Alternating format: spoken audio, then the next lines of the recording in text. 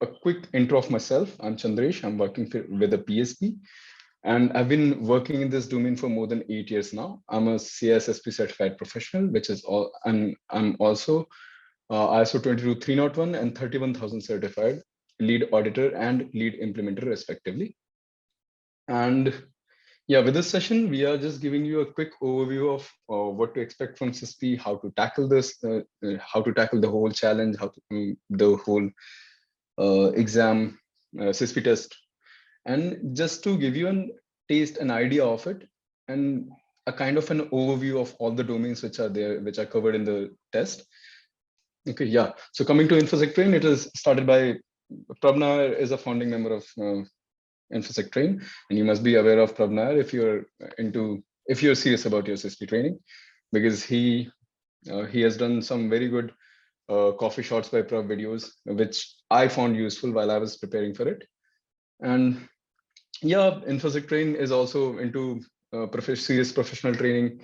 We have more than 15 years of experience in doing this, and we have many professionals, which are many professionals just like me, who are into training other people to bridge the gap that is there in the security professionals.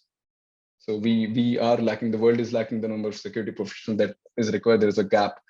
So yeah, we are here to upskill you guys, help you upskill yourself, help you make aware of the situation which we are dealing with, and generally prepare you for the upskilling and training yourself to be better, to improve your career prospects. So this is why is that? So yeah, we have trained so far 15,000 plus professionals, and there's a big number. We have a huge list of courses on offer on which we train people, so 150 plus courses, and we have a good pool of trainers, 70 plus trainers who, just like me, are educating people to upskill. We have some good names who have trusted themselves in trusted us in upskilling their employees. So that includes Deloitte, Microsoft, Capgemini, Accenture, Cognizant, Infosys, Samsung, etc. We have global partnership with Microsoft, ISACA, and EC Council as their training partners.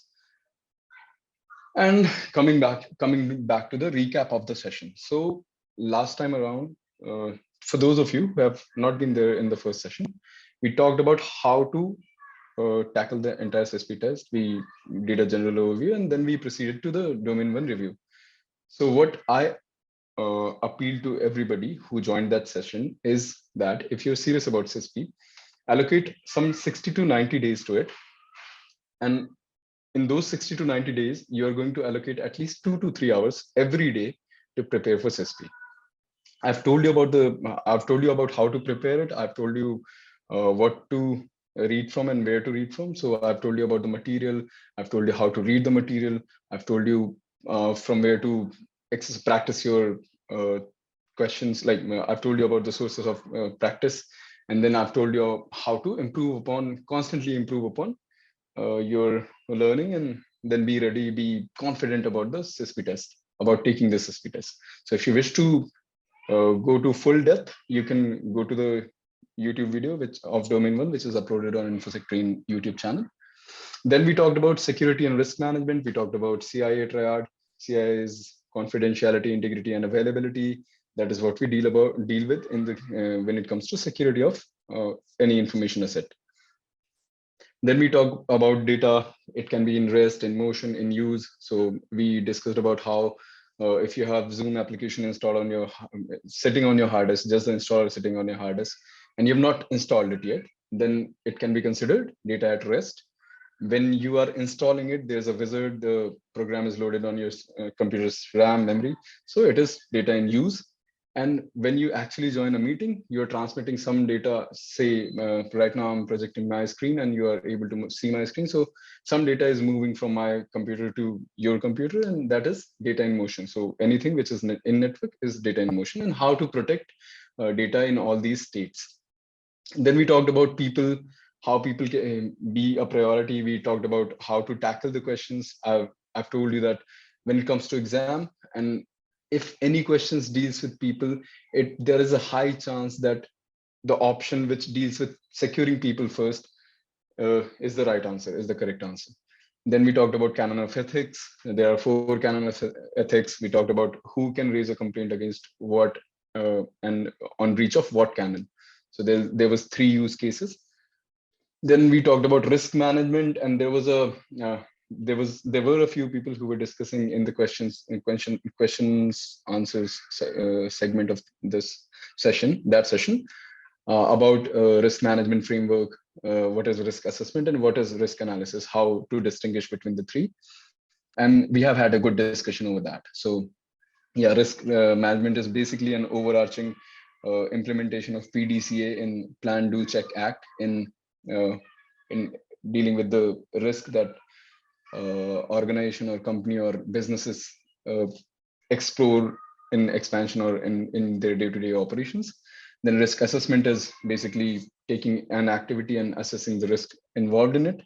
And then risk analysis is breaking down all the threats which are there around one activity, and then doing the threat modeling and making a RTP risk treatment plan in order to cost optimize all the efforts, all the security efforts. So it was like that. Then we came to compliance, then we came to frameworks, and then we came to CMM. And I've told you that CMM is very important for the exam. You must remember all the 5 levels of CMM and the features involved in all the 5 levels. We talked about why frameworks are important, and I don't go to much detail here. You can review the video, which is available on YouTube channel, InfosecTrain YouTube channel. So now we'll jump into some questions from the domain 1, which I think are important for you to quickly review, quickly go through. And how we'll do it is, I'll show you the questions on screen. There'll be options, and in chat box, you'll tell me what option do you think is the correct answer. So I've opened the chat box. I'll be able to see your responses. Now I'm going to show you. So Nishant is looking for session 1 feedback link. Kapil, can you share that link, please? So yeah, now I'm going to show you the first question of domain 1. So here's the question. The question is, which of the following is the most important reason to verify the media sanitization process? And your options are human error, adherence to security policy, confidentiality, and shredded calibration. You can drop your answers in the option now. Oh, sounds like too many people have gone through the how to think like a manager.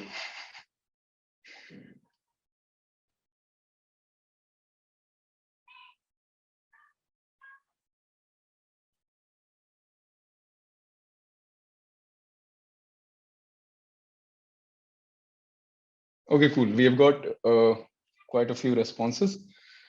For all those of you who have opted option B is correct answer of this question. And how we arrive at that question. So how we arrive at that answer is, in case of when it comes to CISSP, there'll be questions for which many answers may be correct. What answer you'll choose is the most apt answer for that situation. Say that option, maybe there are 2 options which are dealing with the same control, and one option is more cost effective than the other one. Then the most cost effective one will obviously make more sense.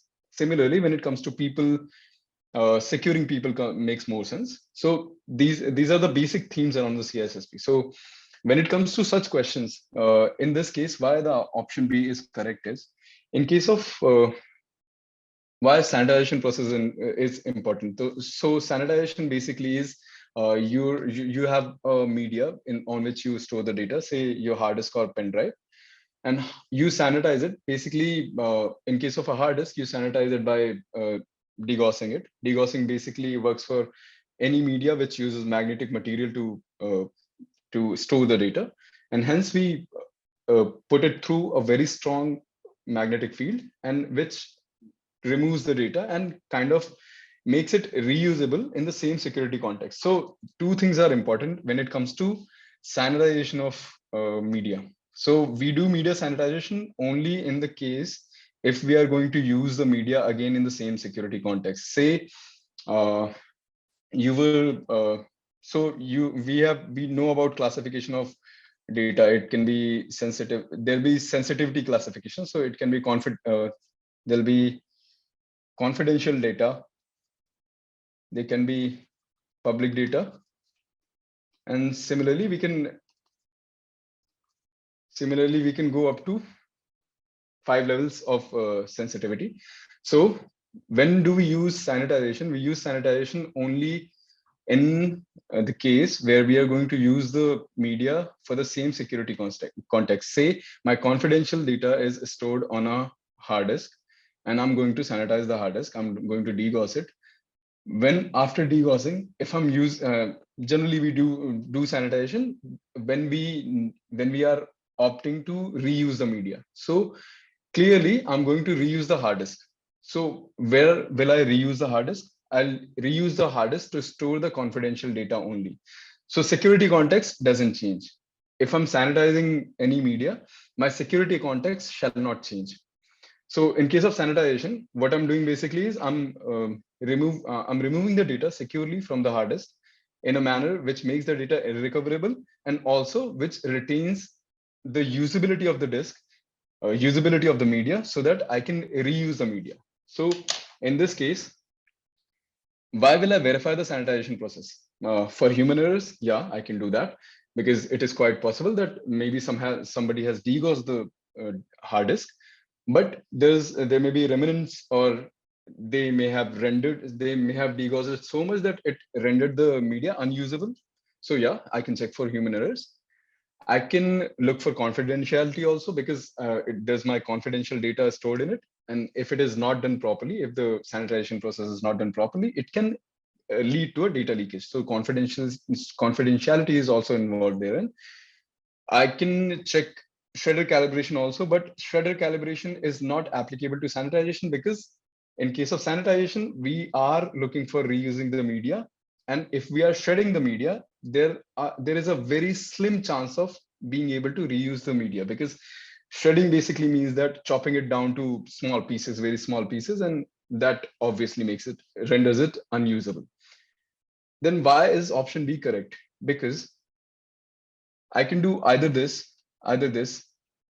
in this case in sanitization, but the directive as to why shall I verify the sanitization process comes from my policy. So policy is the overarching document which will tell me whether I need to verify the data after sanitization, or there's a procedure set which tells you ki, take the hard disk to the degausser and degauss it. After completing the degauss process, put it back to the server from where you pulled it, and that's it.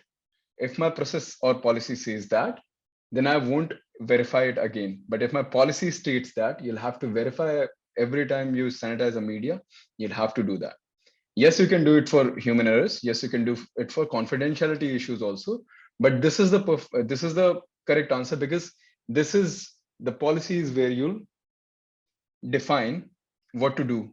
And these generally, the human error, verifying the media sanitization process for human error and confidentiality sounds like an ad hoc approach. So it doesn't make it mandatory to verify it, but putting it down in the policy makes it mandatory for everybody to verify media sanitization process. So that is why it is the most apt answer. Although all three is correct, human error, confidentiality, and adhering to security policy, all three make sense, but the security policy supersedes everything else. So that is why it is the best answer.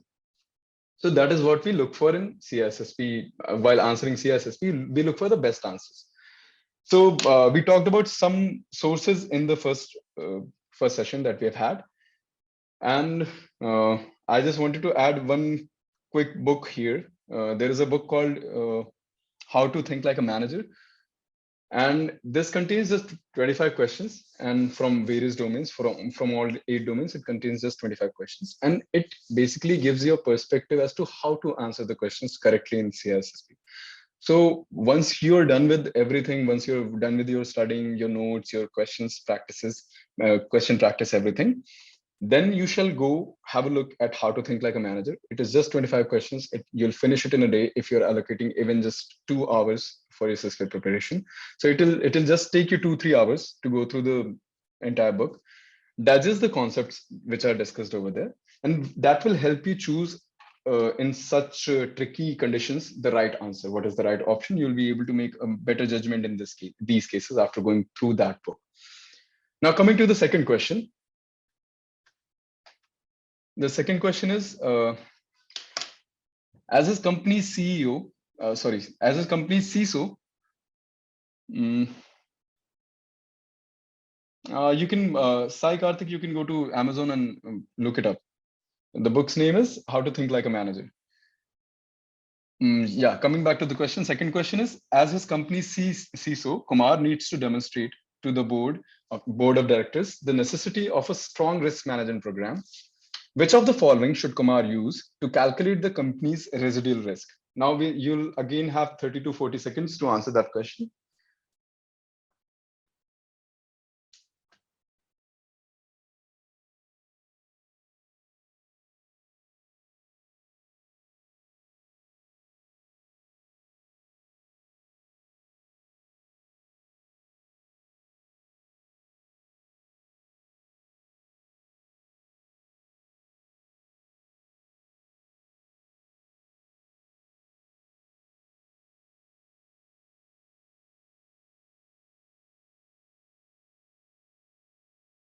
Okay, all right, we have gotten enough responses. So those of you who have opted for option C, that is the correct option. Why is that correct? Because what is residual risk? Residual risk is basically when you have drafted your RTP risk treatment plan, you'll put some controls and no risk can be eliminated completely. So once you have put your controls, whatever risk that is left therein is your residual risk. You measure the total risk in your risk assessment, risk analysis and assessment process, and you draft a RTP, risk treatment plan. And after putting the controls based on your RTP, whatever risk that is there is your residual risk. The only option which, and it was a very pointed question. There was no need to put too much effort into it. It was a very simple and theoretical question. You'll see less of such questions in the actual test. But yeah, it was important to make you guys understand that what is residual risk actually is. So the only this option deals with threats into vulnerability into asset value. Totally not a measure of residual risk, because we are not talking about any countermeasures, any controls at all. So yeah, not a measure of residual risk. Now this SLE and frequency, basically, ALE, we are not talking. This ALE is annualized loss expectancy, and this SLE is a single loss expectancy. We have discussed about it in the quantitative risk assessment section of the first domain, so you can go and review it on YouTube. The third option, C, deals with this threat vulnerability asset value. This is my single loss expectancy. And now here is the control gap. So this control gap tells me about the residual risk, because I have put control, but whatever gap there is after putting that control is my residual risk. And that is why the option C is correct. A total risk minus asset value into countermeasure, it doesn't make sense. So it is bogus. Okay, so we'll proceed to the third question. I hope you guys are enjoying this so far. You can again tell me in the feedback, and Kapil will, I think he'll be nice enough to drop a link. Yeah, the third one is, you are presented with a pop-up screen after logging into a Windows 10 operating system at your new job as a network security engineer. It states the following: welcome to the whatever company name. To remotely manage our firewalls, you will need to first generate a public and private key pair, that is our async asymmetric cipher. In order to do so, please follow these steps. Open putigen.exe in desktop, click generate, put the passphrase to protect your private key, save public key and send it to the security department. And then they have given that email ID from to which you are supposed to send that. Save your private key in your machine, and that is it. So what kind of a document is will this be? Again, you have 20 seconds to drop your options.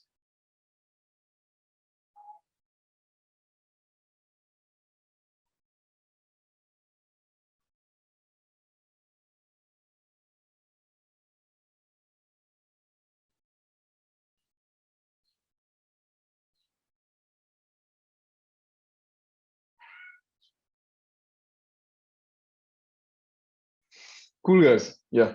So what I have seen many responses, and you guys have been spot on this one. Most of you responded with D, procedure, which is the correct answer. Why is this procedure? Because you went down to the last bit of detail. You have told the user to open the application. You have told them to put the passphrase. You have told them. So this is basically a step-by-step guide, and that is what you do in procedures. Policies are always high-level documents. Standards are generally run by third parties. Guidelines are non-mandatory. Sorry.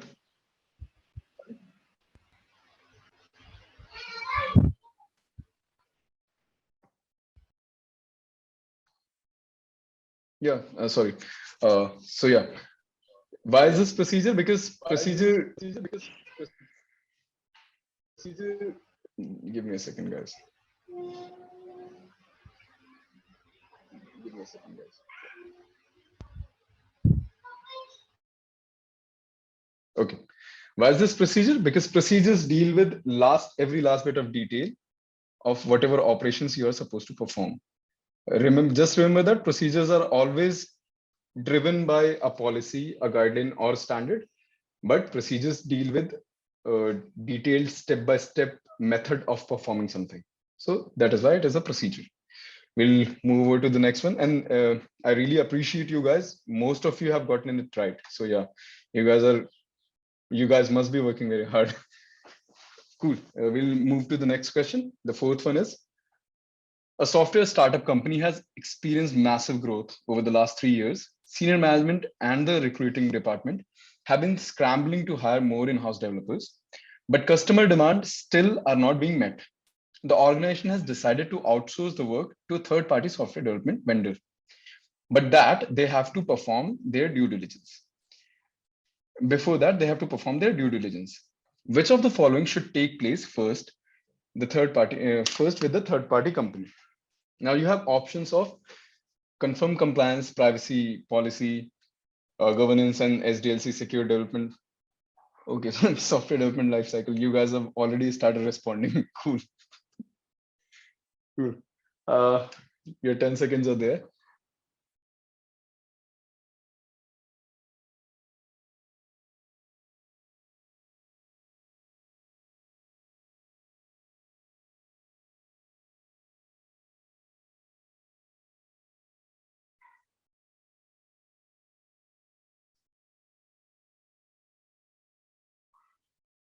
Okay. Yeah, all of you have gotten it right. So I think I'll have to change my source next time around. So yeah, why is it so? Can anybody explain why is it so? Why the option D is correct?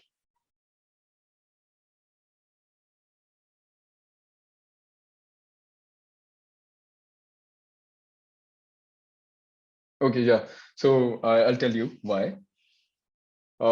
Again, this is like the first question. You can confirm compliance before doing anything. You can check the CMMI level.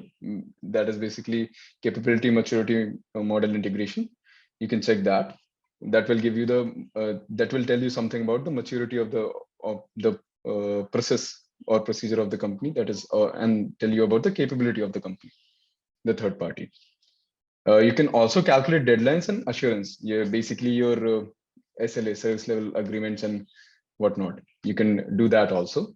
But why is this important is because you have a RMF in place.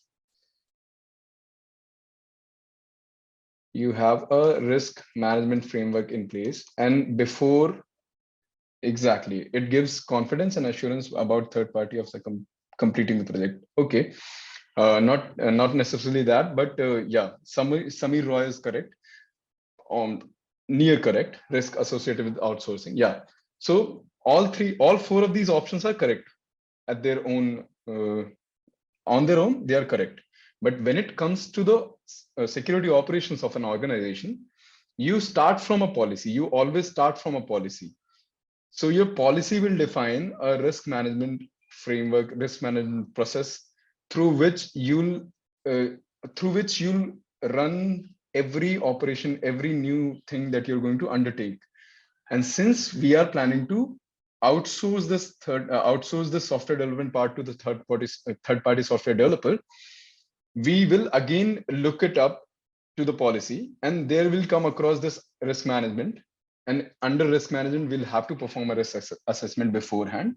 Then only we can proceed with the process of outsourcing. So that is why it is a superseding step. Exactly. If you do not know, Nishant Kumar, if you do not know what risks are there with the outsourcing, what we will assess when we audit or assess. Okay, cool. Yeah, it is like that only. So it is not exactly that, but because all your operations are driven by a policy, and your policy already states that embarking upon any opportunity, taking up anything, or before integrating anything in your environment, you have to do a risk management. You have to do a risk assessment of that particular activity, and that is why. If your organization do not have an RMF implemented, you have to do it ASAP. I'll go to the next question. See, if you do not have an RMF already in place, then it is problematic because you do not have a, say, for example, if you're going to uh, do a simplest thing as buying furniture for your house, you have, but the question does not tell that. But there's a hierarchy of things, no? There's a hierarchy that policy supersedes everything, and your policy must have a risk management involved in it. So what I was telling you is you have to have a metric set in place.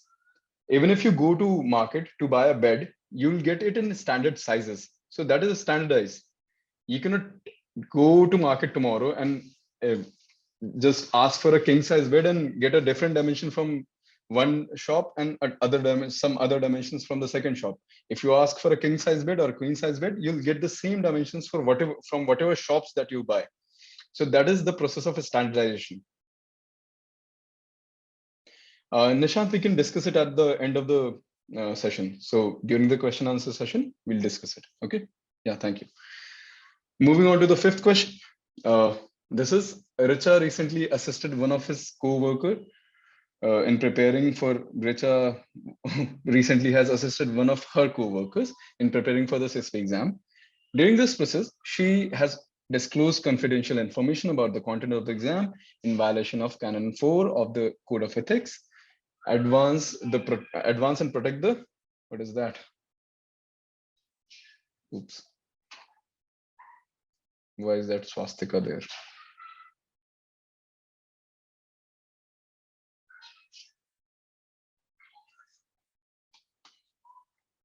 Give me a second, guys.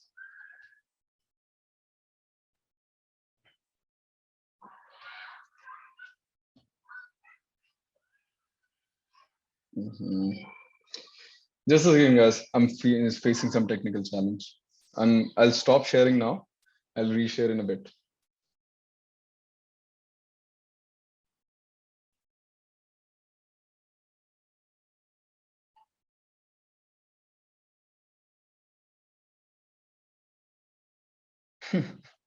Perhaps a ransomware attack, yeah.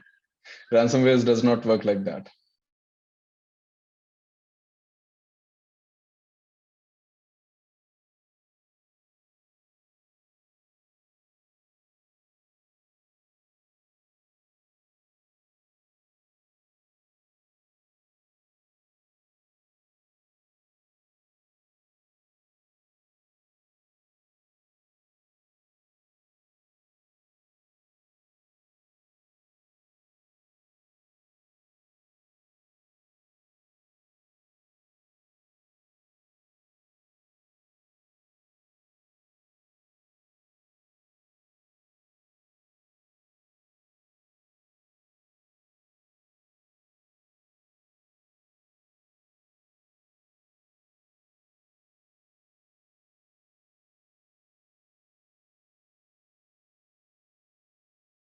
Hope it is visible to everybody now.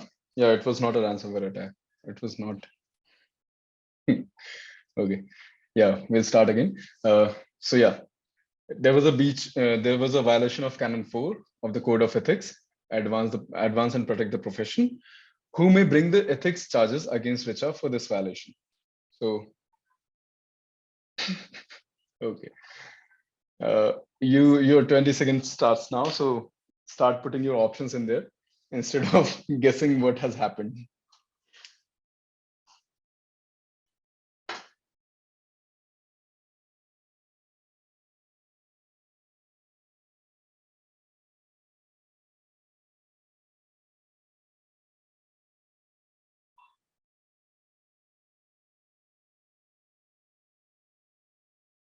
So yeah, time's up. Uh, and whoever has responded with option B, any certified or licensed professional may bring charges. That is correct, because we had discussed last time around that in case of breach of Canon 4, only those people who are certified professionals can uh, raise charges against professionals in case of breach of Canon 4. It should not be anyone. It should be this B. We had discussed that. Yeah, it is Canon 4. That is why. That is why, Anurag. Okay, moving on to the sixth question. Which one of the following actions might be taken as part of business continuity plan? Now, if you understand the distinction between BCP and DRP, then it will be a lot more easier for you to answer the correct, choose the correct option. And if anybody can pin it, we'll discuss about BCP and DRP at the end of this session. So 10 seconds, start now.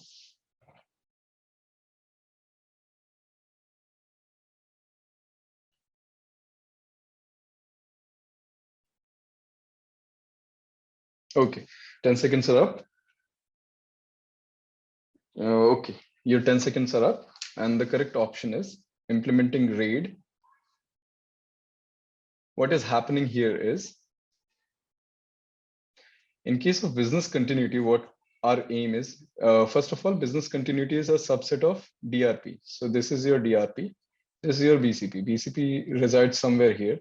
And BCP, you can understand simply, somebody has told me about continuing the business operations. And the easiest and the very good example that I know about, know of BCP is, say you have a payroll automation process in which your in my case, we work in a bank. So there is CBS core banking solution, which is basically your account maintenance solution. And then there is your HRM, human resource management solution. And there's a tight integration between the two. Say someday your HRM is down or your CBS is down, and this is the last day of you paying to your employees, paying salaries to your employees, and you wish to continue the operations. In that case, you can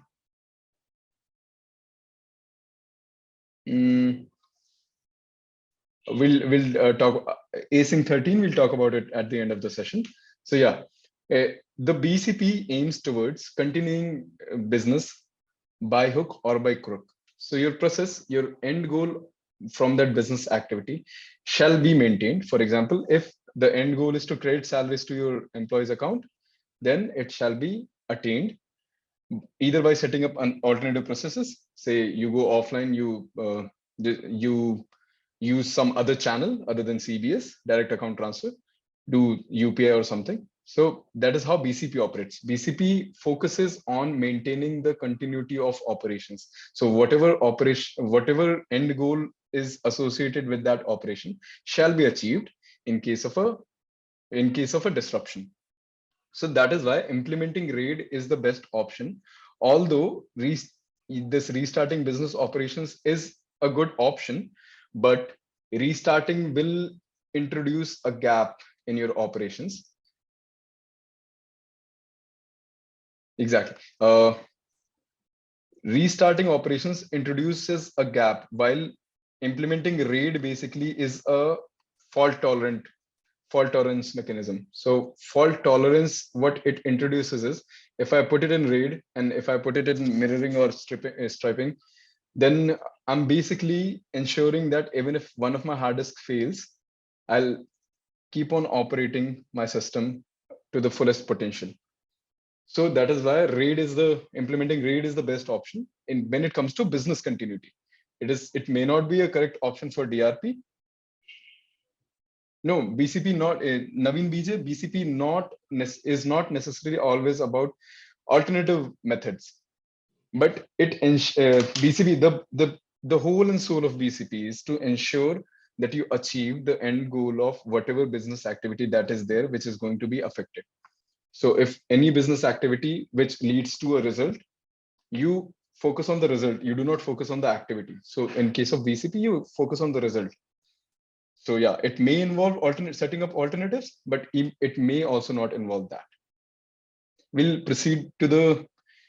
So that is all from my side on domain 1 questions. We'll proceed to the domain 2, which is the main discussion point here today. So domain 2 is a very small domain when coming to the theoretical aspects of it. Anurag, if you have any questions, pin it. We'll discuss it at the end of the session. So yeah, coming to asset security. What is an asset? Anything which is valuable to the organization is an asset. It can be people, process.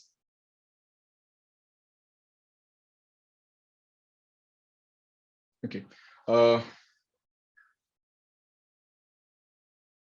What is an asset? Asset can be PPT, like we discussed yesterday, like we discussed in the last session. PPT, people, process, technology. And what we talk about in this domain 2 is mostly the data and the privacy of data, ensuring the privacy of data. So this domain basically deals with the data data as an asset. And since you know that most of the organizations today in this day and age are driven by data, so that is why the primary stress is on data. And although real estate is also an asset, but that real estate, physical security, etc., is covered in domain 7. It is very well covered over there under security operations. So we'll discuss about it there, the physical security and physical aspects of asset, what physical assets are there that shall be considered. We'll discuss about it there. And now, when you think about asset, what do you think exactly? So assets can be tangible, it can be intangible, it can be data which you cannot see. So tangible basically is something that you can see and feel, and with your senses you can assume its existence there. Intangible is you cannot assume its existence or assess its existence with your senses.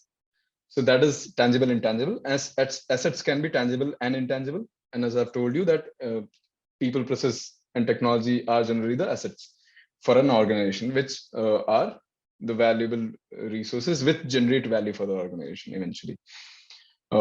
Any information which is stored, any database, any hardware, any software, even your entire network is an asset. And with asset security, what we aim towards is ensuring CIA of the assets. So we have already discussed about CIA. So in case of whenever we talk about security, we always talk about the balancing act of CIA and ensuring that whenever we put control, we ensure CIA. And in that too, as we had discussed before, integrity is the most important, because that is what makes your asset valuable.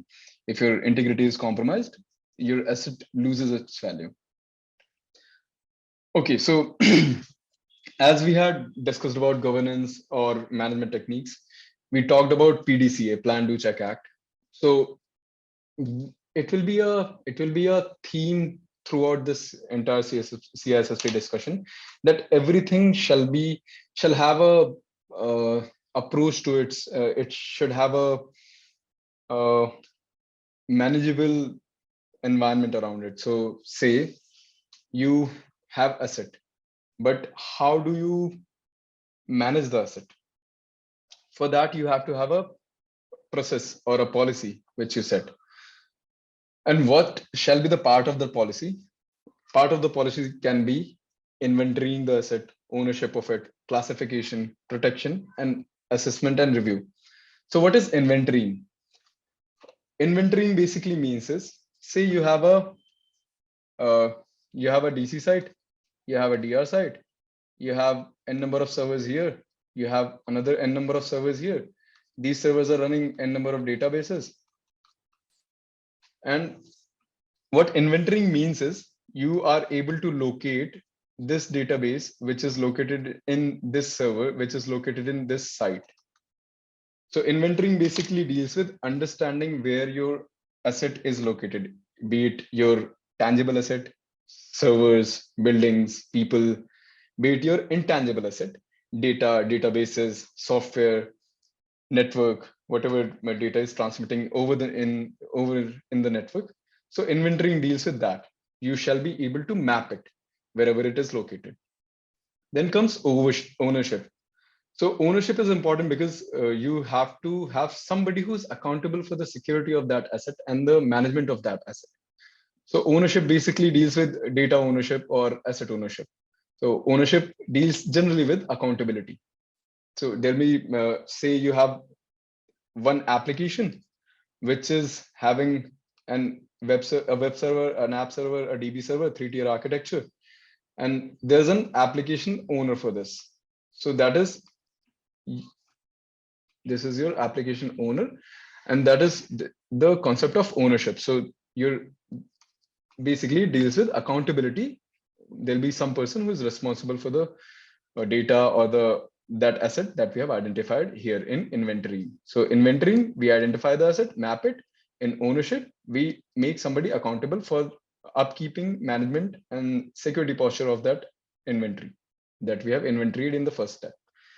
Then comes the classification. So as we have already discussed that not every asset is of equal value to the organization. Some asset can be more important, some can be less important. And that is where the classification comes into picture. So classification focuses on the sensitivity, criticality, and the value of data to the organization. So whatever asset that is there, whatever data it is stored in that, how much does it worth for the organization? So that why do we do classification? Because we wish to optimize our security efforts. So you cannot invest the same amount of money or same amount of time and effort on everything. So you classify your assets. You identify that this is important, this is much more important for me, and something else is a little bit less important for me, so I can allocate resources accordingly. So we do classification basically for resource allocation, for proper protection of this. So once we have done classification, now we know that what kind of resources do we need to allocate to what kind of asset. So asset classification generally, as I've told you before in the previous questions, one of the questions we discussed about the asset classification. So yeah, asset classification can be asset classification involves labeling also. We'll discuss about it later, so leave it. Yeah, so we first of all identify the assets, then we fix accountability on people who will be responsible for upkeeping and security aspects of the asset. Then we classify the asset to understand how much effort or money can we allocate for protection of the asset. Once we know how much money and effort can we allocate for the protection, then we come to protection. Now protection can be n number of things. Basically, we'll talk about protection here. I've that in mind. So how we can do protection is, again, we come back to the context. So when it comes to protecting the data can be either moving or static or in use. So data can be at rest or in motion or in use. And we have already talked about this. Data at rest is, I've given you the example of Zoom. When the data is stored and is not in use, it is when generally data is stored in a long-term storage or secondary storage, it is data at rest. When it is stored in your memory as a general understanding, you can take it like when data is at rest, it is generally located in your secondary storage or long-term storage. When data is in use, it is generally stored in your RAM or actively being processed in your processors registers and all. So that is where data in motion will be found. Data in use will be found. And whenever it is in network, then that is data in motion. And we'll have to use different techniques to protect data at different states. So for data at rest, we can put access control. For example, you have user ID password, you have multi-factor authentication, etc., etc., to get hold on something, some asset. For example, you may have the most basic access control is the lock screen of your phone or the lock screen of your laptop. So you put your credentials in. That is when you gain access to your computer. So that is a very basic access control. Now there comes MFA, multi-factor authentication, where you can use biometrics and all to unlock. So say you must have used OTP in at least your banking applications. So during online banking, you provide your password to log on to it, your bank account, that net banking application of the bank. And then you also provide sometimes OTP to do transactions, or sometimes even to log on, you need to provide OTP. So it depends on bank to bank or how they are dealing, how they are tackling the situation. So access control basically deals with that. And multi-factor authentication basically can be composed of three things. Multi-factor authentication can be something you know, that is your password, something you know, something you have, and something you are. So something you are is your biometric. Something you have can be your hard token or soft token, and something you know can be a passphrase. So these are the factors of authentication, and these factors of authentication are used to enforce access control. So your password is something you know, your biometrics are something you are, and your soft or hard token is something you have, or it can be a secret key or something, a static key. Generally, hard tokens and soft tokens are dynamic in nature, either time-based or hash-based. So it can also be static. So that is something you have. Now coming to data at rest, we can make backups of it, just like people were joking in chat that I met with a ransomware attack. When a ransomware attack happens, your entire data is encrypted with symmetric encryption. And obviously, whoever has encrypted your data is having the key to unlock it. And in case of a ransomware attack, you're supposed to pay the attacker in bitcoins or something. That is when they give you with the key to unlock your data, to retrieve your data. But say, for example, you have a backup in place, you can simply format your entire system, thus eradicating whatever remnants is there, and then restore from your backup. So that is one way to securing your data at rest. Then comes encryption. Uh, Most of you must have heard about BitLocker, Windows user. Uh, if you're a Windows user, you must have heard about BitLocker. BitLocker is a built-in encryption utility that Windows offers, and I personally use that. And in Mac OS, I think there's File Vault, which offers the same feature. So encryption is basically converting the plain text to a ciphertext using some methodology, and which generally is irreversible in nature. So that once you have encrypted it, anybody who is having the encrypted data with them, they need the key to gain the actual data.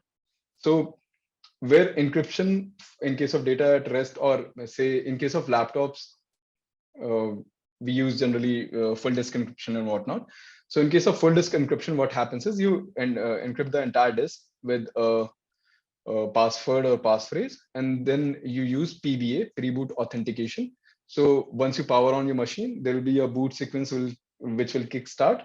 And since your bootloader is stored on your hard disk itself, the PBA, before anything loads itself in the memory. The encryption platform loads itself in the memory, and you then provide your passwords, which unlocks the hard disk, thus decrypts it, and that is where your boot sequence starts from. So that is one way of securing your data at rest: encryption, backups, access control, etc. Similarly, data in use is the most vulnerable, because you must have heard about Spectre and Meltdown. vulnerabilities which were found in the CPU itself. So those were the ones dealing with the data in use, because you cannot do much about data in use because it is already stored in your volatile memory, and it is in a decrypted form, because even if you encrypt it, in order to use the data, you'll have to first decrypt it, then use it, then encrypt it again, maybe, if you wish to store it back. So this is your data in motion, data at rest. This is your data in use. So at rest, it is encrypted. In use, it is decrypted. And then you come back to at rest, and then you encrypt it again somewhere here. Here you decrypt it, here you encrypt it again. And this is how it generally looks. So in case of data in motion, data in use, it is generally the most vulnerable state for data. And that is from where the most of the thefts of data occur. Then coming to data in motion, in case of data in motion, generally we use encryption, and there can be three flavors of it. One is end-to-end, other is link, and third is Tor. That these three are basically what I'm going to discuss about. So data in motion generally deals with, this is a computer, this is another computer, there's a network connection in between, and you are sending some files to this, or you're receiving some file from there. So these files which are in motion is your data in motion. Okay, now how to protect it? Whenever you're sending something on network, you'll have some header, you'll have some payload. What we call header is something that your networking stack adds to your data in order to route it directly. So header may contain your source address, your destination address, etc. So source address is your computer from where the data started. Destination address is where the packet has led to. And this is your payload. Payload is basically your data. All right. Sorry guys, just give me a second. Yeah, so payload is your data. Now, why this is important? Because in case of end-to-end encryption, what happens is this payload is encrypted and it never decrypts in between. So this is your computer, this is the other computer, and there'll be routers in between, there'll be switches in between, there'll be other routers in between, and then it lands to the from source to this destination address. Now, in case of end-to-end encryption, what happens is I'll generate the packet. Here's my payload, here's my header, and here's my payload, here's my header. My header contains the source and destination address. So the routers, the switches, and the other routers will be able to read the information and simply forward the packet without needing to decrypt anything in the middle. So that is your end-to-end encryption. Whatever data that you are sending is your payload. It is always encrypted, never decrypts in between, but your source and destination addresses always remain exposed to somebody to compromise. Now, what happens in case of link encryption is your header and payload both are encrypted in a single packet. And in every hop where there is a need to check source and destination addresses, the source address and destination address, because it is encrypted, without decrypting it, the router cannot decide where to forward the packet. So it will be decrypted at every hop where there is a routing required. So in case of a link encryption, your packet decrypts at every hop. Hence, it exposes your data at every hop for anybody who is there to compromise your data. Say your router decrypt the data, and while decrypting, it is in use. And I've told you about in use being the most vulnerable state for data. So while the router decrypts and is still routing your packet, it can be compromised. So in that way, link encryption, it may not be the best idea to where there is privacy or integrity is most important. End-to-end encryption, you must be using WhatsApp. You must already be aware of this end-to-end encryption term. So yeah, that is the difference between end-to-end and link encryption. Now coming to Tor. What is Tor? Tor is basically the onion relay. What it does is Tor is very interesting actually. It is basically primarily used for anonymity. So I've told you about end-to-end encryption. In that, your header information is known to everybody because this header is not encrypted and only payload is encrypted. So everybody knows the data from where it comes and where it is going. Everybody knows it. If you wish to anonymize that, anonymizing basically means that you do not wish to disclose your identity.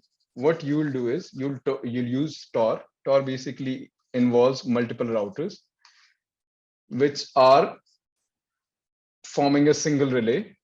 Okay. Now what happens is when you're using Tor network and you're going to transmit something in the Tor network, before sending, the application will choose how to relay the packet.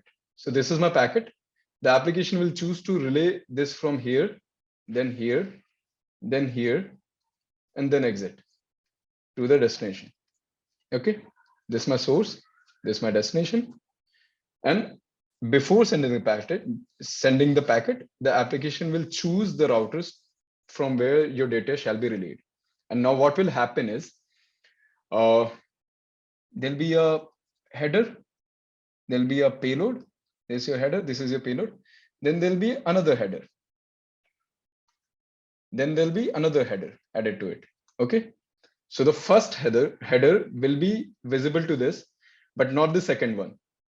So this router knows that this packet, which is coming from here, wants to go to this router, but doesn't know that it wants to go to here. Your packet actually wants to come here, but what this router knows is this router only knows about this packet wanting to go here because you have given in the last header only the destination address as this router.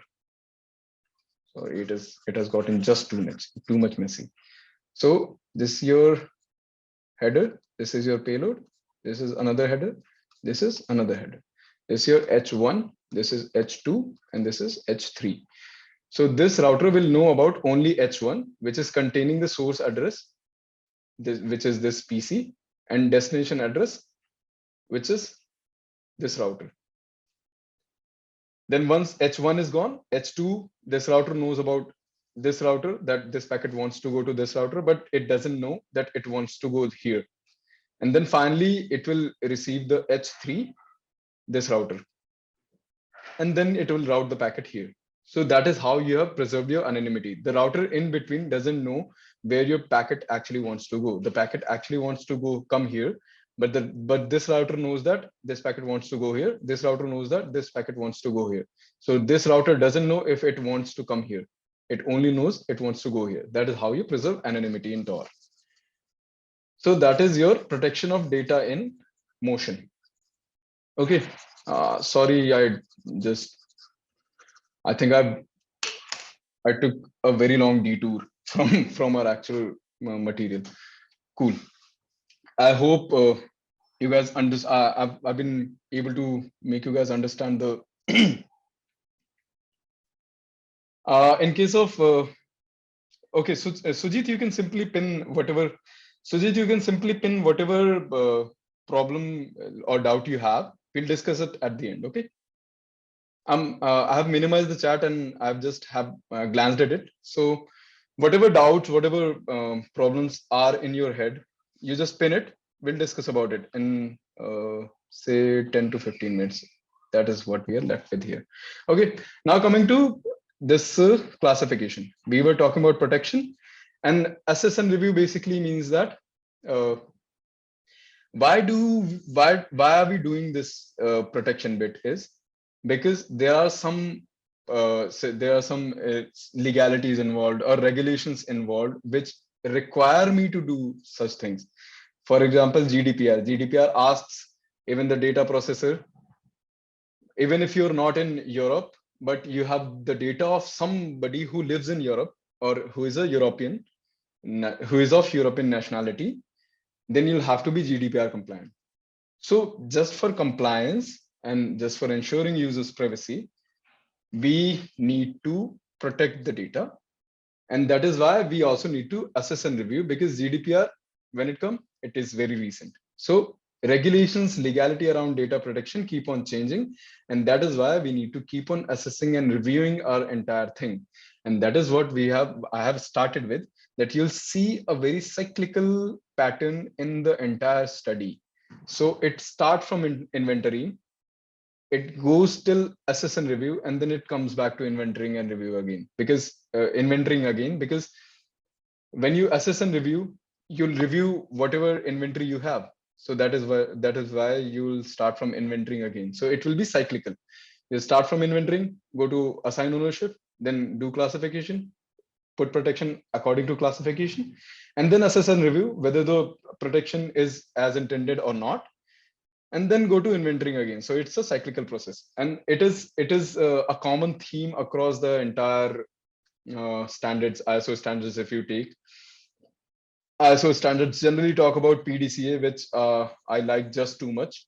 So I'll remove everything and I'll quickly go to PDCA. Sorry for getting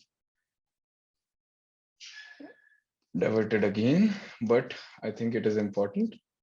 So what PDCA does is, and if you only remember this, it will be a lot easier for you to frame policies and whatnot. So any overarching document, if you want to frame, PDCA will help you a lot, because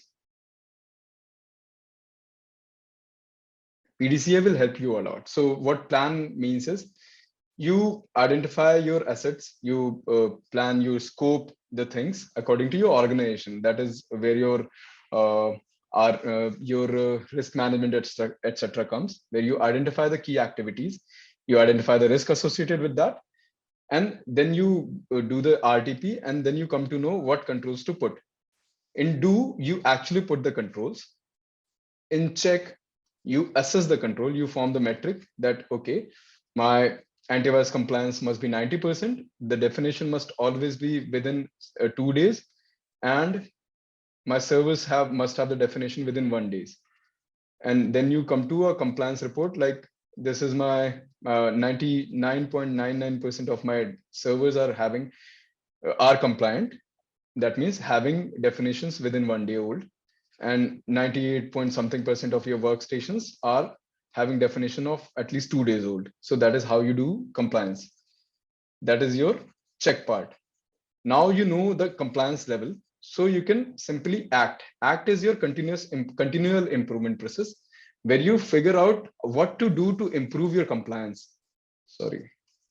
So in act, you basically improve your compliance. So in plan, you scope the things, you formulate the metrics and all. In do, you implement the controls, you actually act upon whatever you have planned here. And in checked, you check it against some metrics, you check compliance, and in act, you then improve your process. So that is how everything will be throughout your frameworks, your security operations, etc. This is how it shall be. This is how management works. So whenever we talk about managing anything, we talk about PDCA generally. Okay, now coming to classification. So here is classification. It is pretty much self-explanatory. And as I've told you before, whenever we start anything, we start with policy. So you have policy in place. Since you guys already have answered, absolutely 100% of the people, I guess, were correct in answering this question, what is procedure? So you already know what procedure is. So yeah, whenever you start any operations, you have to have a policy in place, because that tells you what to do and why to do it. Procedure tells you how to do it. Policy tells you what to do and why to do. Procedure tells you how to do it. And then comes your baseline and guidelines. Baseline basically tells you, okay, this is the acceptable level and nothing shall go beyond this. So baseline generally are point in time in nature, point in time. So say I have made an assessment of my security controls today, and that will form my baseline. So baselines are generally point in time. Guidelines are non-mandatory, good to have things like when it is like that, what is that? Directive principles for a state. If somebody has read Constitution, So directive principle for a state policy is a non-enforceable portion of the constitution. Guidelines are like that only. These are good to have, non-mandatory things. Now, when it comes to classification, you also do labeling. So labeling basically means that you basically assign a label, say confidential, sensitive, private, or so these are 5 levels over here. This labeling scheme is following a 5-level approach. You can also have 3, or you can just have 2, either public or confidential. It is up to you. You can simply document it in your policy that we are going to have just 2 levels of data classification, and you can stick to just 2 levels, that is public and confidential, or you want to have 3, then public, private, confidential, like that. So we do labeling because we want to, as I've told you before, optimize the efforts that we are going to put, to optimize the cost and efforts that we're going to put in securing the asset. Then what marking means is, marking is basically handling instruction generally put on the media itself. So say I have a tape library where I put my long-term backups. So in the tape itself, I'll mention that this is the kind of handling that it shall be done, like and what kind of environment that it should be put on, stuff like that. So marking basically means handling instructions for whatever media on which your data is stored. Then comes to asset categorization. Asset categorization basically means grouping your asset in bundles, basically bundling your asset. For example, you have an application which stores Aadhaar card number, which is a PII, personally identifiable information, which is an information with which you can track down a pinpoint on an individual. So say you have an application which is having a database which stores Aadhaar of user. Aadhaar. This is your application 1, this is your application 2, this is your application 3. Okay. Now you have this application storing Aadhaar, another database here is storing Aadhaar, another database here is storing Aadhaar. So by your policy, if you have defined that PII must always be confidential, must always be labeled as confidential. So by that measure, this DB1, this DB2, and this DB3 all shall be labeled as confidential. Now, even if these DBs belong to 3 different applications, since they have the same confidentiality level, or since they store the same type of data, same Aadhaar, you can group it in, say, PII DBs, where there is PII stored, and there will be your DB1, there will be your DB1, DB2, and DB3. So you have categorized these DBs as PII DBs. So that is how you group. That is how you categorize your assets. You find a common theme, and based on that, you make a bundle of assets, and that is your categorization of assets. Okay. Why is that important? It is important because when it comes to compliance and all, if you wish to understand where your Aadhaar data is stored, where your PII is stored, you can simply go to a category that you had made for PII DB, and you'll know the asset which is containing that kind of a information. Okay. And now coming to the roles.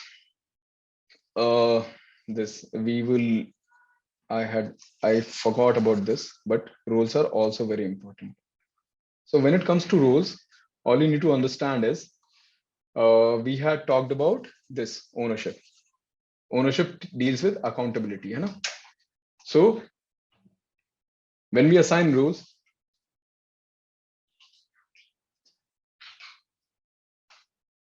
when it comes to ownership,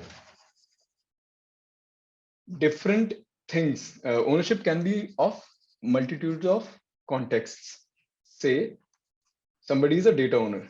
Data owner is the highest responsibility. That means that you are responsible for setting this labeling schema. You're responsible for ensuring that proper controls are put in place and whatnot. So data owner is of highest accountability. Then comes your processor, data processor. Say you can say that somebody who processes your data for you. So that can be a cloud service provider.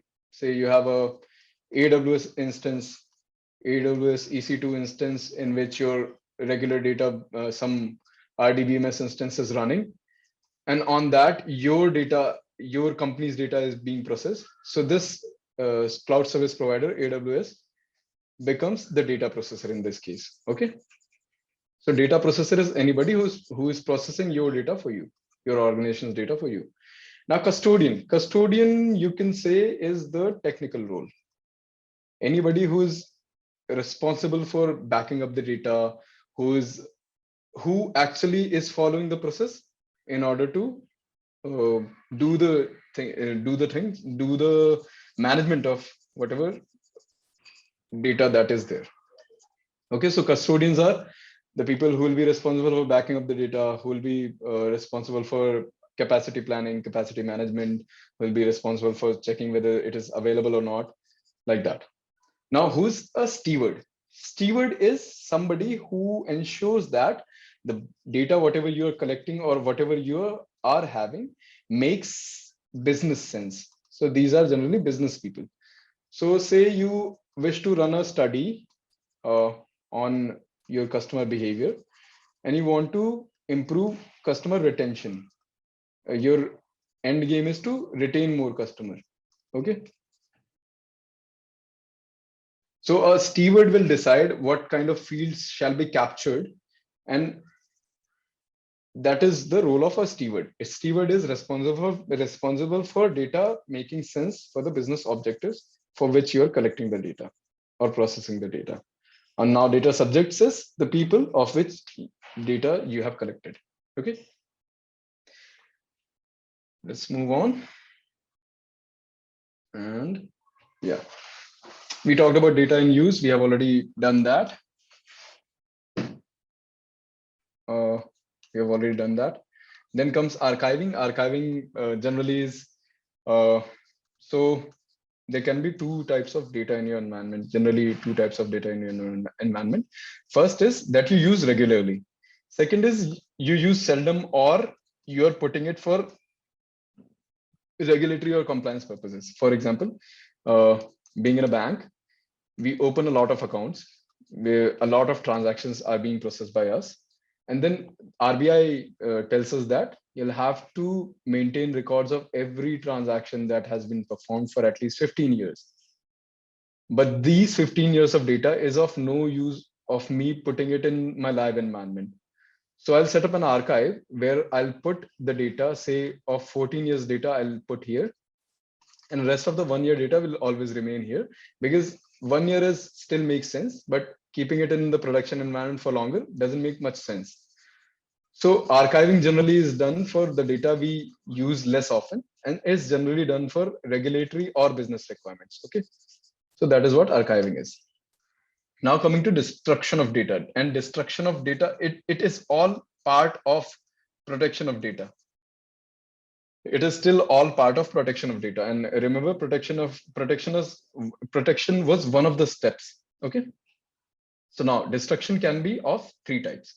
One is physically destructing the media itself. I shred it into pieces, or I degauss it.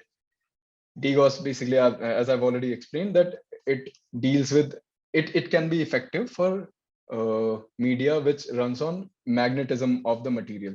So your hard disks, your tapes, SDDs, your tapes, these are all can be degaussed. So any media which uses magnetic material to store data can be degaussed. Okay, so that is your destruction. Then we come to purging.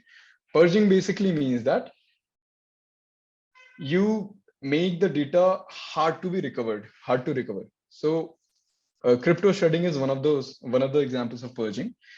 How crypto shredding works is, in crypto shredding, you basically, what you do is, this is your media in which your data is stored. You encrypt all of the data, and then you destroy the key securely so that the key can never be recovered. Okay. If my key cannot be recovered, I cannot recover my data. So it is as good as not having access to my data. So that is your crypto shredding. Uh, if the people who were some people were having fun in the beginning of the sessions when there was a swastika on my screen. So they were terming it as ransomware attack. So yeah, that is crypto shredding is like ransomware attack only.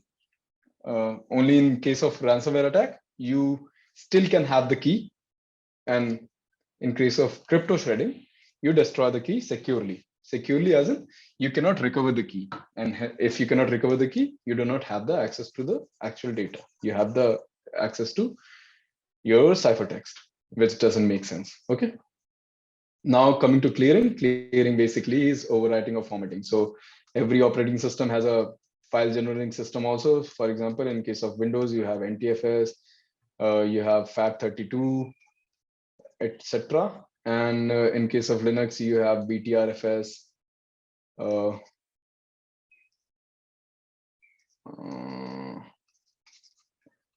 F2FS, etc. In case of Android, you have F2FS, flash friendly file system.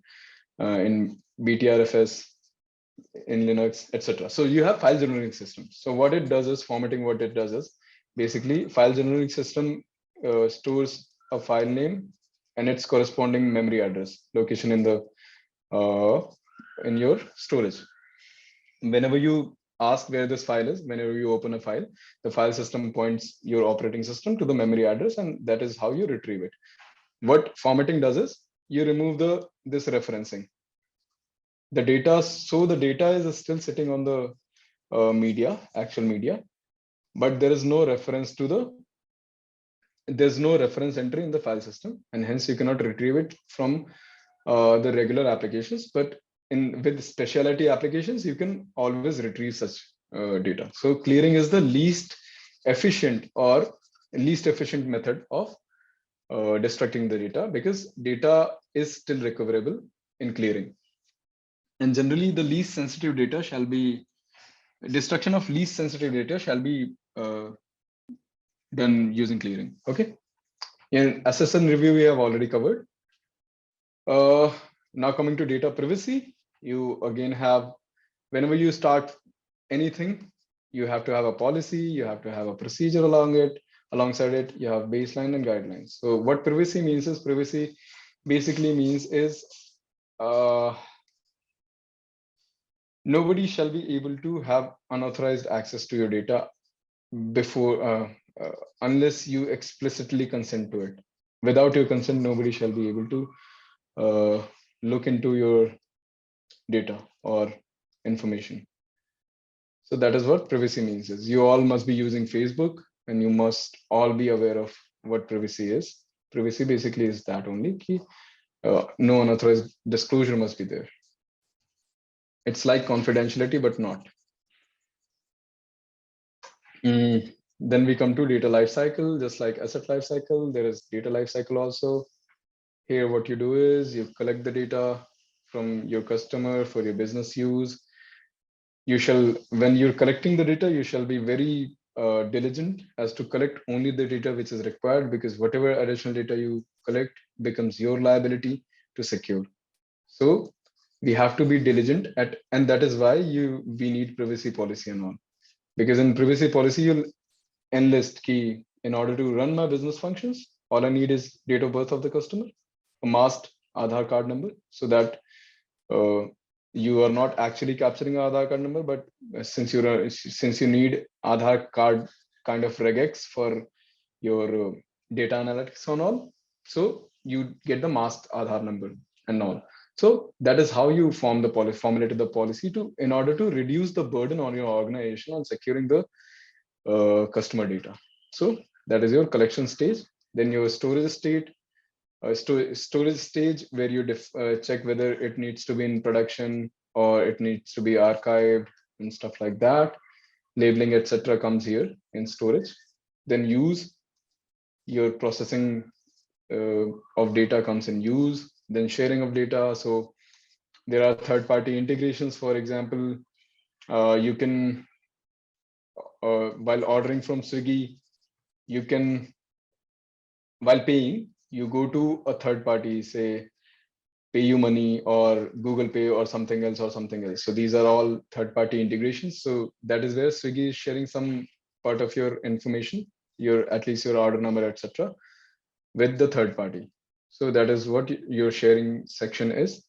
Then retention of data, as we have already discussed about archiving and all, there'll be legal and regulatory requirements to retain the data as far as you need it based on the requirements. And then destruction, secure destruction of data, defensible destruction actually. So there's one term called defensible destruction. How you destruct the data, you do it in a defensible manner. Defensible, what does it mean is you can defend the method used by you to destruct the data properly and sensibly in a court of law. So that is what defensible destruction of data is. Okay, so whenever you destroy the data, you do it defensively. And then you have regulations and guidelines around privacy. I'll clean it up now. And that is it for domain 2 from my side. Now we'll move on to some questions from domain 2, and then I'll open the stage for you guys to ask as many questions as you want. Okay, so let's proceed to some questions from domain 2. And by the way, thank you for being here with me so far. Cool. So here's the question. Data Security Officer Nahid has been emailed 4 documents. The first document contains specifications about a new cutting-edge jet propulsion system developed by a suborbital flight, developed for suborbital flights. The second document contains pre-flight health information about 2 test pilots. The third document details potential profit earnings from the new propulsion system, and the fourth document shows the number of people who are involved in the project. What would be the most effective way to protect this information? Okay, now again you have 20 seconds, and yeah, Shankar, pin that data steward wala point. We'll discuss about it by the end of the session. Okay, time starts now. And let's do it in 10 seconds actually, because you guys are fast. So yeah, 10 seconds are over. And yeah, again, good, great response. Most of the people have got it right. So your correct option is data classification.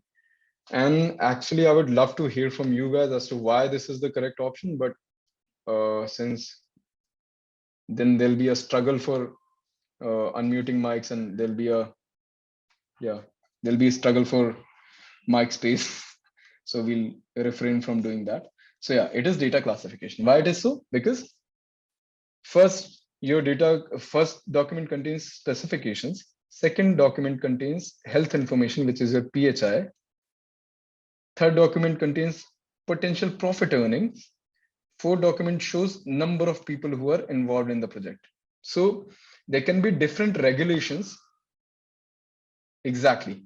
Different types of document involved category wise. So there can be different regulations involved in protecting the kind of information that we have talked about. So access control, network security, cryptography, all are tools. Okay. These are all tools, but my data classification will tell me the kind of efforts, that the time, the cost, the tools that I shall put in protecting the information, and hence data classification is the overarching option, and hence it is the correct option. Exactly, Naveen. So data classification will help with the type of control to be applied. Basically, it deals with the amount of effort that you're willing to put, the amount of money that you're willing to put, and stuff like that. Definitely. Sumit, you're also correct. And most of you guys were correct about it. Okay, cool. We'll proceed to the question number 2. Not so fast, Mohammed. Shabnas. For which of the following physical media is degaussing a relatively cheap and effective means of eradicating data?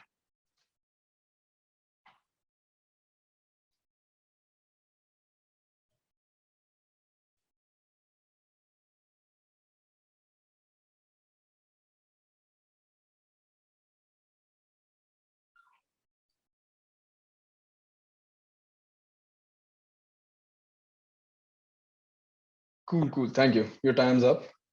Thank you, guys. Again, this must be your hard disks. Although backup tapes are also functioning on magnetism only, and degaussing shall work here also, but hard disk is the most appropriate answer here. So I'll stick with hard disks. Okay, let's proceed to the next one.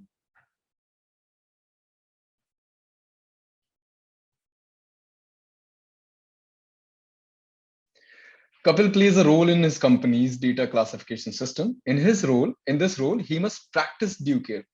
Notice practice due care when accessing data and ensure that the data is used only in accordance with allowed policy while abiding by the rules set for the classification of the data. He does not determine, maintain, or evaluate controls. So what's Kapil's role?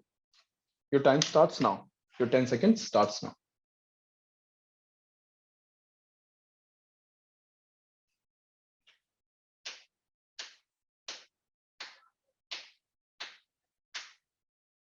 Okay, 10 seconds are up.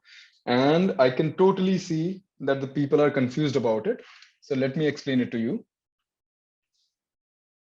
Who is a data owner? We talked about who is a data owner. Data owner is overall responsible to see that the classification is done properly or the controls are put in place.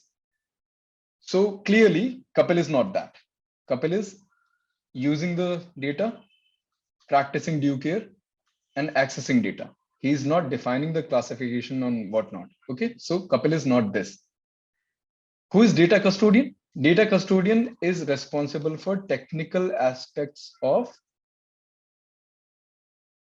data security. Okay. So again, Kapil is not the data custodian here. Kapil is also not the information system auditor because he's not auditing here. He's a data user because he's using and accessing it while abiding to the policies which are already set. Okay. So option C is the correct option. Cool. Okay, now the fourth question is, Prab needs to document a data classification scheme for his organization. Which criteria should he use to guide his decision, sorry. Your time starts now. 10 seconds are there. Take your time and put your answers in chat board. Okay, your 10 seconds are up. And again, people's opinion is divided. So yeah, what is happening here is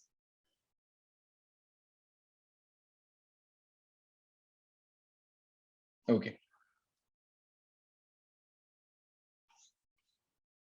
We are talking about data classification scheme. Okay. So the classification scheme, we talked about the label thing is your classification scheme basically. Okay. Now, some people have said that the option B is correct, but it talks about legal responsibility based on ISO regulations. And ISO is not legally binding. So ISOs are not legal responsibility. This statement itself is false. So this is incorrect. Who will be responsible for protecting data and how? No, that is not classification schema. So no.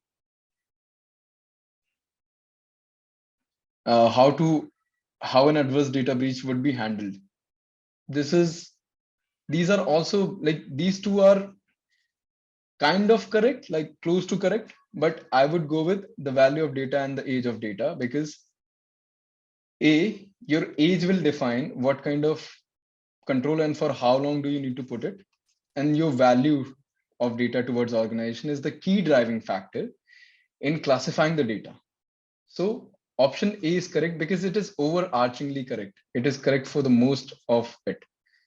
These can be correct in specific scenarios, but when it comes to the best answer, A will be the best answer. Okay.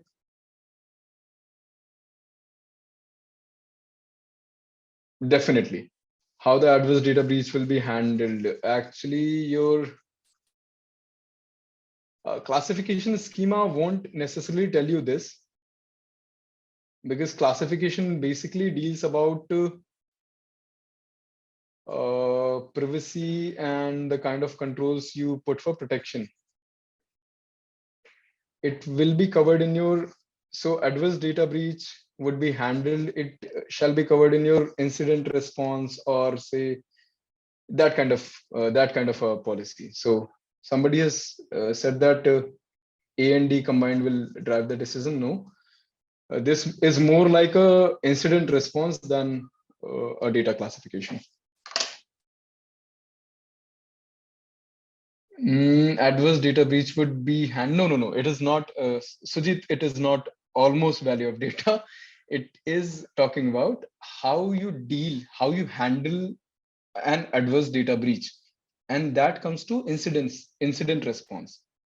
That doesn't come to data classification generally. Okay. Yeah, these are distractors, Sumit. Chalo, it was nice. So now we are coming to your favorite round, which is questions. So now I'll be allowing you guys to unmute yourselves. I had disabled that initially. And of all of you who have stayed here, thank you very much for staying with me for this long session. Yeah. I have a quick question. The third question, I actually don't agree with the answer because it says clearly Kapil plays a role in his company's data classification system. Okay. A user usually doesn't play a role in data classification system. Okay. So we talked about the roles here. Okay, where is the rules? It was on the first slide. Cool.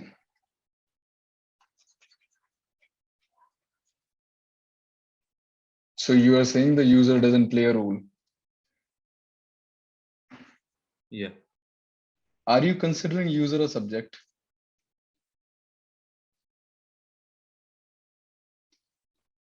Is it your user? Because what exactly fit in the user? Where does the user exactly fit in these categories? Custodian, steward, subject. It would be a subject. No. So the data subject is somebody of which data you are collecting. For example, if I'm running an organization, there'll be some customers of mine of which the data I'm collecting. So the customer is the subject, not the one who is collecting it. Okay. The user will come somewhere. It can either be a custodian, it can either be a processor. So these are the, and steward. These are the three people who can use the data.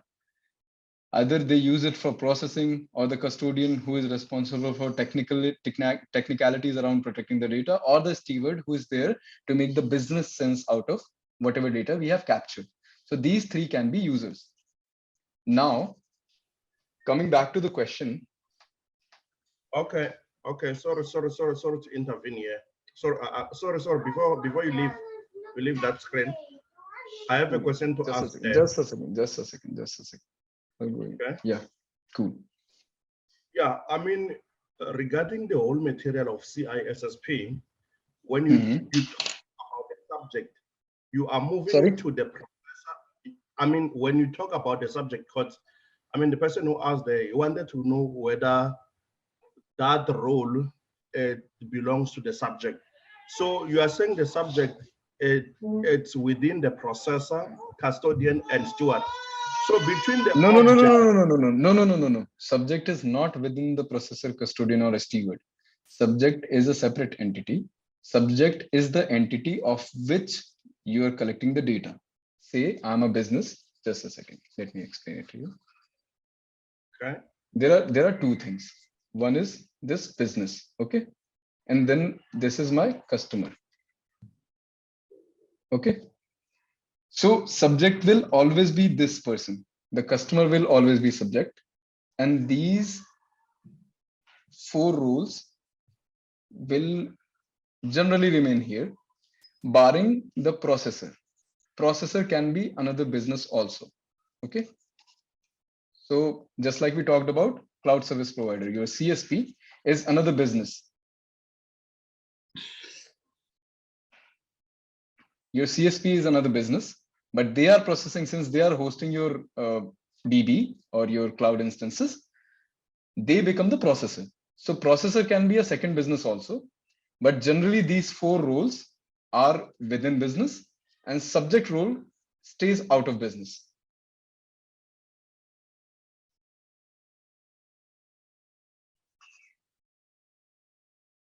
Why data collector is not included? Yeah. So a custodian in a way can be a, it plays a role in data classification. So data classification will be defined by data owner. Data owner will tell ki, what kind of a data it is. Yeah, Custodian's that is responsible. but that is the first line which was written there in the question. That is what is confusing actually. Okay.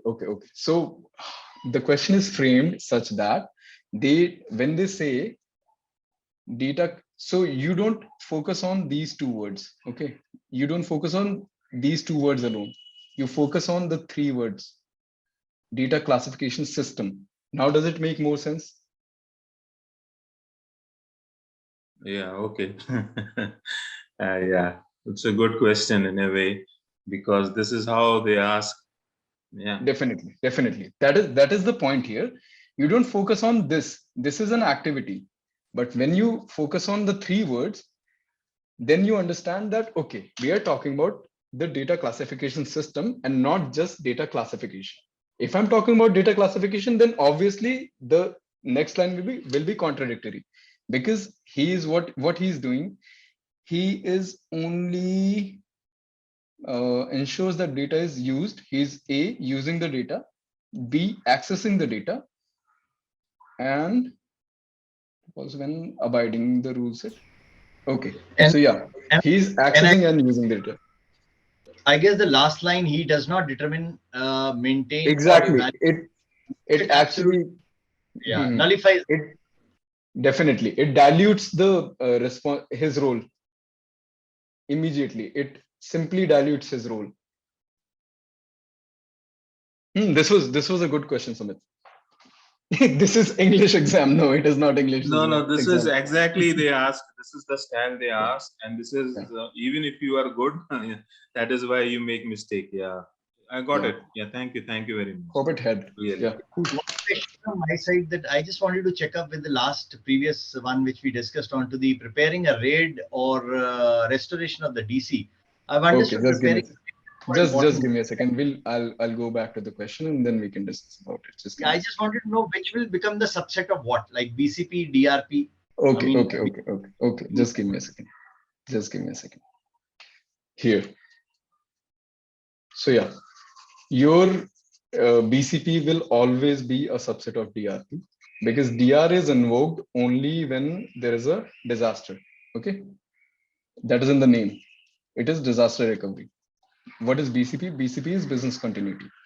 Disaster is a catastrophic event. Not every event can be termed as disaster, but BCP can be invoked. You may need to invoke BCP more often than your disaster recovery. BCP is, say, one system fails, then you can invoke BCP and simply keep on continue your operations. So just like I've told you, in case of BCP, what we are focusing primarily is on my objective, on the goal. I'm not focusing on process. So when I invoke BCP, I'll not see through which process or through which mode or channel I'm achieving my end goal, but my end goal is achieved is what shall be true. So that is the case of BCP. So that is where we talk about redundant hardware, fault tolerance, multiple sites and all. When it comes to DR, DR is a disaster is a much bigger event. So when you declare it as a disaster, that means your entire activity has failed. So every business has activity 1, activity 2. They have some critical activities that they have identified, which are vital for business to continue. Save more than. I'll just stop you here. I mean, I'm in agreement with what you're saying, but my main confusion is like BCP is the continuity planning, right? There is a sustainability, there is a consistency which is required in the operations, so that there's no problem in the revenue generation overall. Exactly. So That BCP can be enforced in individual activities. What DR does is DR is enforced when your multiple activities are failed. DR is like life support. You have multiple organ failure. That is why you're on life support. But BCP is like dolo. You are having flu symptoms, you eat a dolo and you continue working. I will say BCP is one specific instance, and I'll make a plan for each specific instances, whereas DR will be Exactly. Right, It is like that. Right. This is very important. Thanks, Atan. Thank you very much. Thank you. Can I see the question, please? I actually missed the first session. If it's okay, 1 minute. That is all right. That is all right. Yeah. Chandradesh, just one more thing. Like, can you explain why data controller is not included there? Just wanted to know. Processor is alone there and controller is not there. Just have a doubt on that alone. We can have only 4 roles. He's talking about roles. Yeah, okay. Yeah. Here, see, there's no hard and fast boundaries around these roles. So that is why I said, where will you put user? See, there's no user defined here, but the correct answer was user. So where do you put user? So there's no, these are not hard and fast. These are not written in stone.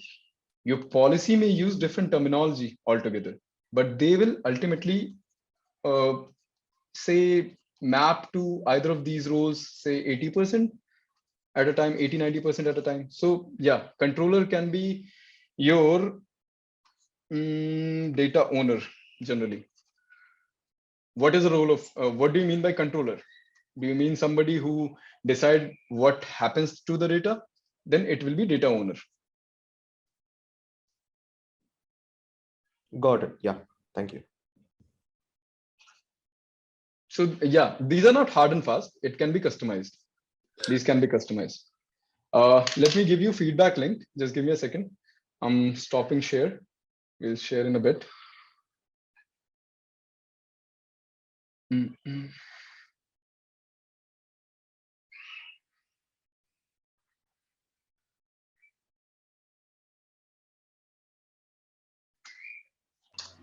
I like today's questionnaire session. I mean, it made the full chapter so clear, and the clarity was amazing. Thank you. Thank you. Thanks a lot. Your feedback. Really, I really appreciate the kind of feedback that we have got in the first session. So yeah, thank you a lot, everyone. I think we should have more questions. It was very interesting. we can increase. I'll increase. I'll try to include more questions in the next one. And Kapil, are you there? Because I think Pankaj Patil is not in the meeting. Okay, why am I sending it to Pankaj Patil? Everyone. Sorry guys, I was sending it to Pankaj Patil, and that is why feedback link was not going there. So yeah, the feedback link is out there. If you wish to get your certifications of attending this session, you can leave a feedback. If you want me to improve upon any aspect of the entire session, you can leave a feedback. And in general, feedbacks are always welcome. So yeah, and some people have given verbal feedback. I'll really appreciate if you can leave a feedback over there in the link.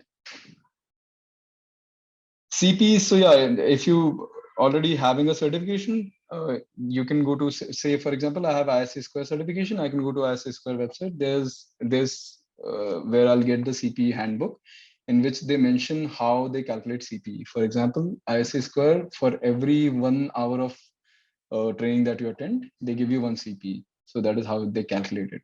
So if you get a certificate, it was a 1.5 hour session, you'll get 1.15 CPs for this. Yeah, thank you, Ashish. Thanks for your feedback. Please do not forget to leave a feedback in the link that I've already shared in the chat box.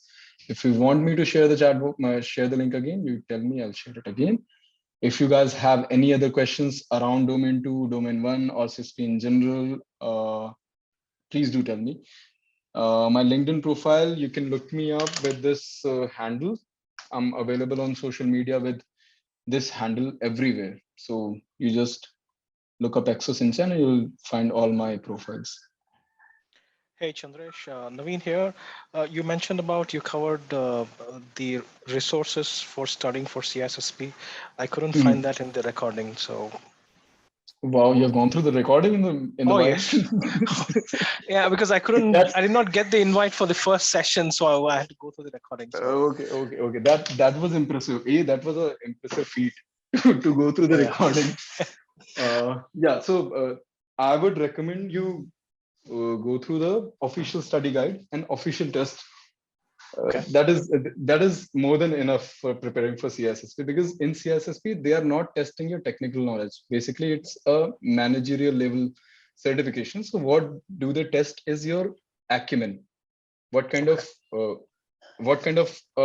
decision maker are you? So they are looking for somebody who can take the right call given the situation. And generally, you'll not get questions which are directly technology oriented. Like they are not going to ask you the key length of a any symmetric algorithm, say AEC or anything. That makes total sense. And regarding the practice questions, any other resources? For practice question, you can go to, first of all, official practice test is there. Then you have that all-in-one wala practice test. Okay. I think you can reach out to this couple from InfosecTrain. He may be able to assist you with that. He may be able to share the resources with you. But official study guide is more than enough for understanding the concepts, and official practice test is enough for building the confidence. And I would recommend to go through this How to Think Like a Manager by Luke Ahmed at least once. It is a cheap book. It is a very small book, and you can finish it in one sitting. And it is a very good book to set the context right in your head. So it basically lets you take the right call. It teaches you how to take the right call. Sir, what is your good name, sir? I missed your first session. Chandresh. It is Chandresh Singh. Okay, so they are asking in that feedback form your name. They are asking. Chandresh, sir, question regarding what you just informed a minute back, saying that this is more like a managerial exam, not a technical one. But how much technical knowledge do you think it is required for us to clear this exam? Amazing amount of technical knowledge, actually, because Okay. because they what I've told you is they're not going to ask you technical questions. Like they won't ask you what is the key length of a algorithm, or what is the length of a SHA hashing algorithm, output length. So they won't ask you for the parameters. They won't ask you how Diffie-Hellman works. They won't ask you how RSA works, how PKI works. But you must have an understanding of PKI in order to answer the kind of question that they're going to ask. For example, here we were discussing this data classification situation. Okay, so this is the kind of question that you're going to get in the exam also. Okay, this kind of question. This is a very good question that you may also get in the exam. So first of all, they are looking for your comprehension. Like I told, don't focus on the two words, focus on all three words together, and that is when you'll be able to make sense. So first of all, it is your comprehension. Then how will you map the information provided in the question with your existing knowledge? So that is when I came back here and I've asked the person who sorry, I'm unable to recall the name who asked the question, but I've asked them, who can you map the user against, like the use case against? So it will be like this. They'll give you a situation, they'll give you a scenario, and they'll probably tell you the technology also. They'll tell you that the user is using PKI. They'll tell you symmetric algorithm or asymmetric algorithm. They'll even tell you the parameters even. No, like they won't ask you the parameters even. But in order to choose the right answer, you have to have an understanding of how things function. So that is where the amazing amount of technical knowledge is required. You have to have an understanding of how things function. You have to have a general understanding of that. And you have to be well versed with the moving parts involved in that.